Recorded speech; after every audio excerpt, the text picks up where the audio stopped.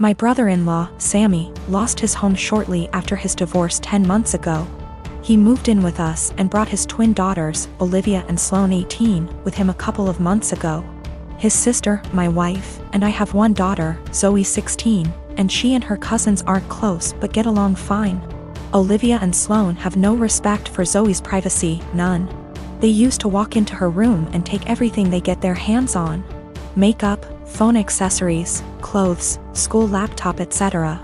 Zoe complained a lot, and I've already asked the girls to respect Zoe's privacy and stop taking things. My wife and Sammy saw no issue with this. After all, they're girls and this typical teenage girl's behavior. I completely disagreed.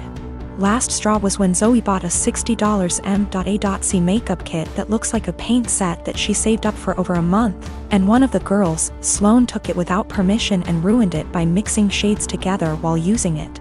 Don't know much about makeup, but that's what Zoe said when she found the kit on her bed, and was crying. I told my wife and she said she'd ask Sloane to apologize, but I got Zoe a lock after I found she was moving valuable belongings out the house because of this incident. Sammy and his daughters saw the lock and weren't happy. The girls were extremely upset. Sammy asked about it and I straight up told him. He said, "My daughters aren't thieves. It's normal that girls of the same age borrow each other's stuff." He said Zoe could easily get another makeup kit for $15 from Walmart and shouldn't even be buying expensive adult makeup in the first place, and suggested my wife take care of this defect in Zoe's personality, trying to appear older than she is. He accused me of being overprotective and babying Zoe with this level of enablement. I told him this between me and my wife, but she shamed me for putting a lock on Zoe's door for her cousins to see and preventing them from spending time with her, saying I was supposed to treat them like daughters. Then demanded I remove it, but I said this lock does not get removed till her brother and his daughters are out of our house. She got mad I was implying we kick them out and said her family'll hate me for this. So I reminded her that I let Sammy and his family move, in which something her own family refused to do, so she should start with blaming them for not taking their own son and niece's granddaughters in. If it wasn't for her family's unwillingness to help, we wouldn't be dealing with this much disturbance at home. Everyone's been giving me and Zoe silent treatment, and my wife is very much upset over this. Dan and I have been married for 3 years and 8 months ago welcomed our amazing son into the world.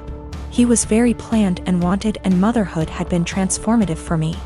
I was able to take 1/2 months maternity leave before going back to work. Without going into too many details, we both work white-collar jobs that require professional attire. A normal workday look for me is a skirt or pair of slacks, a silk blouse, pumps or boots depending on the weather, but always with a heel because I'm 5'0", maybe a blazer if I have a big meeting.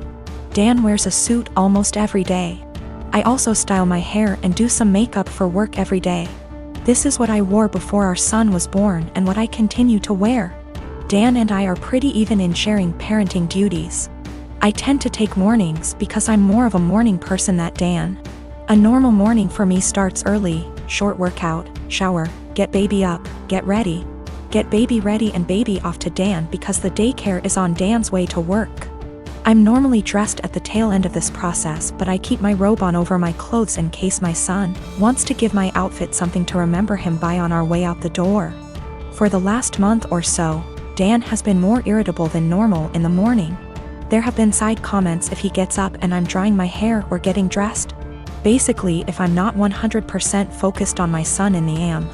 Our son is happy playing and supervised, so I just chalked it up to morning moodiness, but it's been getting worse.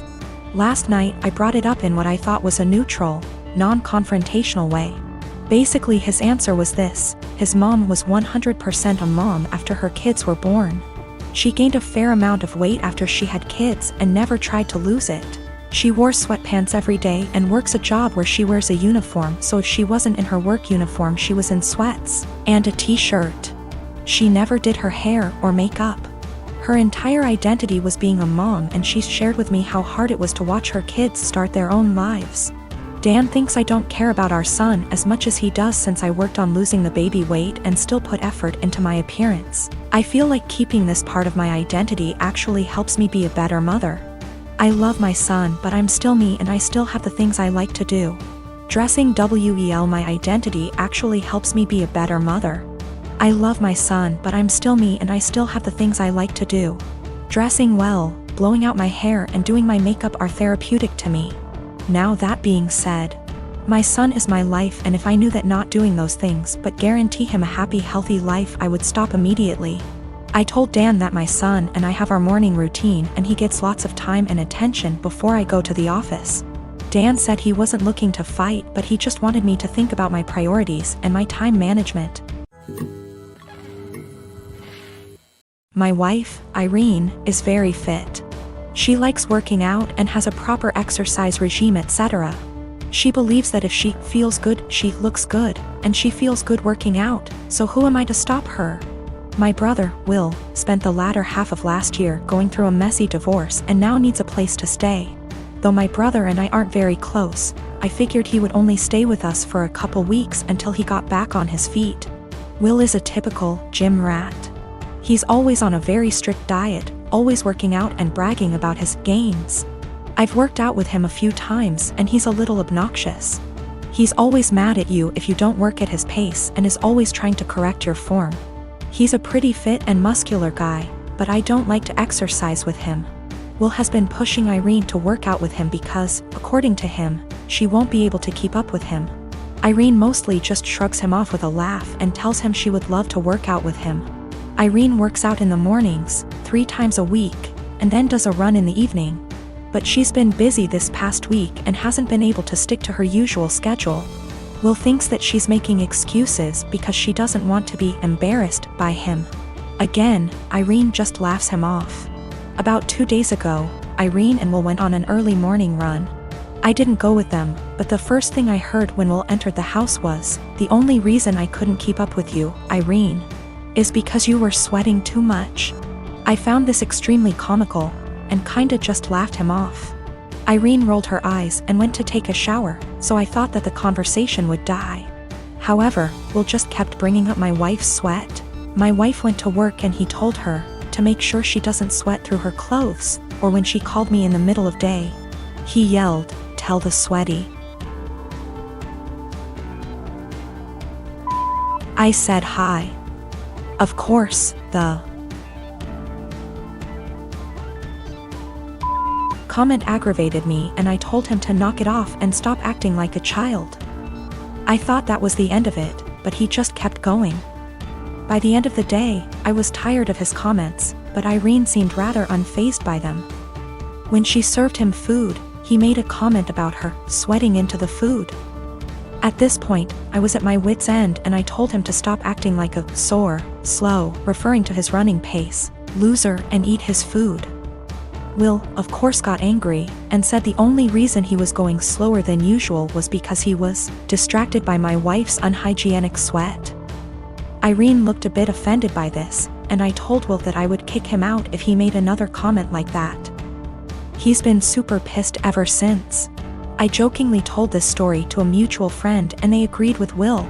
Maybe I shouldn't be so harsh. I didn't expect this amount of responses. I've decided to kick him out. He will be staying at a nearby hotel now. I purchased a 3-bedroom condo in Toronto, Canada 5 years ago when I was in my 2nd year of medical residency.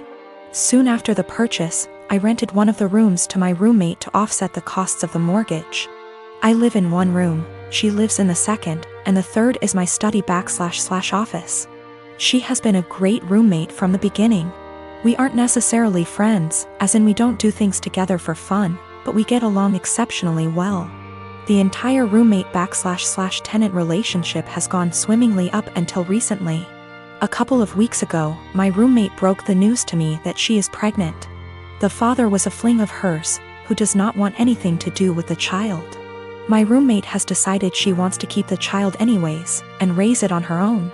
To me that seems like a huge challenge, and I admire her for it. The issue is, while I don't necessarily dislike children, I have no desire to live with a baby. While the condo is a fair size, I will most definitely be woken up by the babies crying at night. My condo is also where I like to come home to and relax, like a haven after a long workday. And the idea of coming home to a baby honestly seems absolutely chaotic. especially since this isn't my own child, i.e. one that my girlfriend and I decided to have / was mentally prepared for. As difficult as it was for me to do this, I told her essentially what I've written here. And that it would be best if she finds somewhere else to live. I am not rushing her out or anything like that. I have given her 6 months' notice. Since any later than that will come too close to the birth. She was honestly quite taken aback by this, and thought that I was being cruel. Her primary concern is that rent has gone up substantially in this city since she signed on with me. I haven't increased her rent since she moved in, so she's essentially paying 2015 rent. She works as a waitress, and will likely need to find a lesser apartment to keep within the same budget. A couple of other considerations are that she was out of work while restaurants were closed. But I did waive her rent for that period. All of the furniture is also mine, aside from her bedroom, so she would need to figure something out on that front as well. Aside from all of the child expenses. I understand her position, and I feel horrible about the situation, but I honestly can't do it. I haven't been able to give life much thought lately, as work has been quite busy. Firstly, I have a friend in real estate, and I'm going to see if they can help her try to find some affordable listings. Secondly, as I don't plan to take on another tenant after her, and can afford to do this anyway, I have decided I'm going to waive her rent for the remainder of the tenancy. This will hopefully give her a bit of a boost to get on her feet. I consulted an attorney to be 1000% sure, and this is perfectly legal. Since I live in the unit, the eviction laws are much more lenient. Her baby will become a toddler, and a toddler eventually becomes a school-age child. Will it really be any better to do this later on? When I came home from work today, I told her that I wanted to discuss the overall situation. Before I even began, she actually apologized to me for how she spoke to me, and for expecting that I would be okay for her to raise her child here. I told her that her apology is totally unnecessary, as her reaction was completely understandable considering the uncertainty of her future. I then told her that I would waive her rent for the REMA,